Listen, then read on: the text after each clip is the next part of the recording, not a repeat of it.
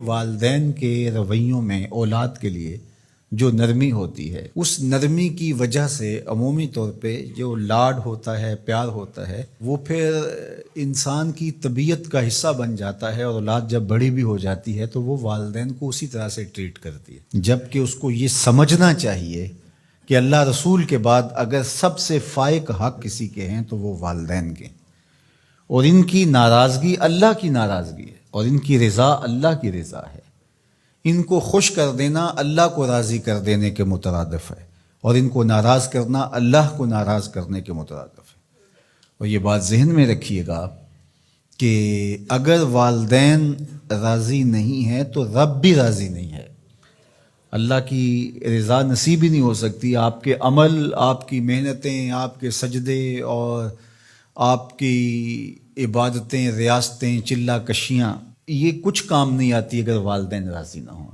تو والدین کو راضی رکھنے کی ہمارے دین نے ہمیں تلقین فرمائی کی۔ اور یہ بھی آپ کو میں بتاؤں کہ کچھ اعمال ایسے ہیں کہ جن کی جزا اور سزا آخرت میں دیکھنا ہوگی، لیکن کچھ اعمال ایسے ہیں جن کی جزا اور سزا دنیا میں بھی بندہ دیکھ کے جاتا ہے۔ ان میں سے ایک عمل والدین کی فرما برداری ہے۔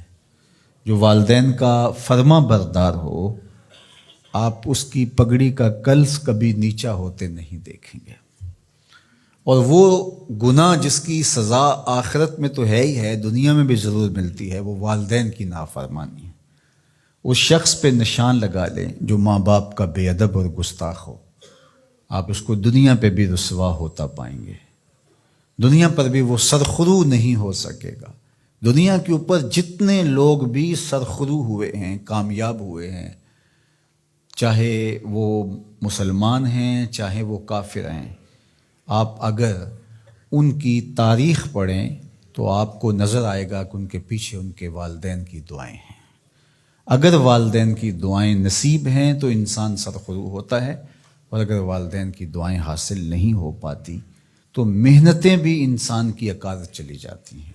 تو یہ وہ نیکی ہے، یہ وہ عمل ہے کہ جس کا صلہ دنیا میں بھی اور آخرت میں بھی ملتا ہے، اور یہ بدعملی والدین کی نافرمانی ایسا جرم ہے کہ جس کی سزا دنیا میں تو ہے ہی ہے، آخرت میں بھی، اور دنیا میں دونوں میں اس کو جو ہے وہ حاصل کرنا پڑتی ہے۔ والدین نیکوکار ہوں، صالح ہوں، پاکیزہ عمل ہوں تو ان کی تو عزت اولاد کرے گی ہی کرے گی۔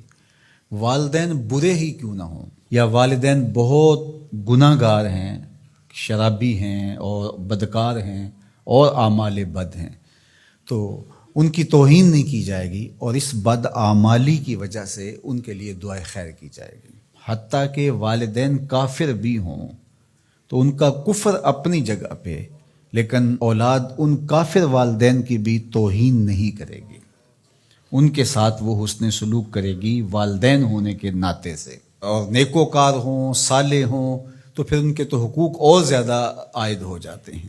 تو ماں باپ کے ساتھ ہمیں حسن سلوک کرنے کی تلقین کی گئی ہے۔ اچھا، یہاں اولاد کے لیے کبھی مسئلہ بن جاتا ہے، ماں کچھ اور کہہ رہی ہوتی ہے اور باپ کچھ اور کہہ رہا ہوتا ہے۔ اب اولاد کس کی اطاعت کرے؟ ماں کا حکم الگ ہوتا ہے اور باپ کا حکم اس سے مختلف ہوتا ہے، دونوں کے حکموں کو ساتھ لے کر اولاد نہیں چل پاتی۔ اب کیا کرے؟ تو علماء نے لکھا کہ پہلے تو ماں باپ کو ہی چاہیے کہ اولاد کو مشقت میں نہ ڈالے، کہ ایسا حکم دے کہ اولاد پھنس جائے کہ ماں کی بات مانو یا باپ کی بات مانو۔ ایک کی اطاعت سے دوسرے کی نافرمانی لازم آتی ہو تو بڑا مشکل مرحلہ ہو جاتا ہے۔ تو والدین کو اتنا خیال اور اتنا لحاظ رکھنا چاہیے کہ ان کو مشقت میں نہ ڈالے، ایسا حکم نہ دیں جو وہ بجا نہ لا سکے، جو ان کے لیے پورا کرنا مشکل ہو۔ اور بالخصوص ماں باپ کی لڑائی کے اندر اولاد جو ہے وہ پس کے رہ جاتی ہے، ماں کی بات مانی تو باپ ناراض، باپ کی بات مانی تو ماں ناراض۔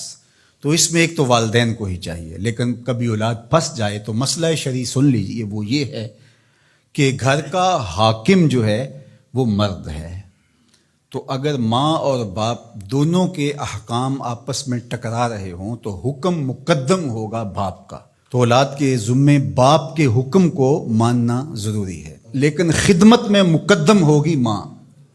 جب باہر سے بچہ آتا ہے تو کھانے کے لیے یا کوئی چیز، یا رات کو ٹانگیں دبانے بیٹھتا ہے تو خدمت میں مقدم ماں ہوگی، لیکن حکم کی تعمیل میں مقدم باپ ہوگا۔ تو شریعت اسلامیہ نے ہمیں یہ حکم دیا، چونکہ خدمت میں یہ جو حدیث میں نے آپ کے سامنے رکھی ہے، تو صحابہ نے حضور سے جب پوچھا کہ ہمارے حسن سلوک کا سب سے زیادہ مستحق کون ہے، تو فرمایا اماں کا، تیری ماں۔ پھر کہا ثم من، پھر کون، تو پھر فرمایا اماں کا، تیری ماں۔ پھر تیسری مرتبہ پوچھا تو فرمایا تیری ماں، اور چوتھی مرتبہ فرمایا ابا کا، تیرا باپ۔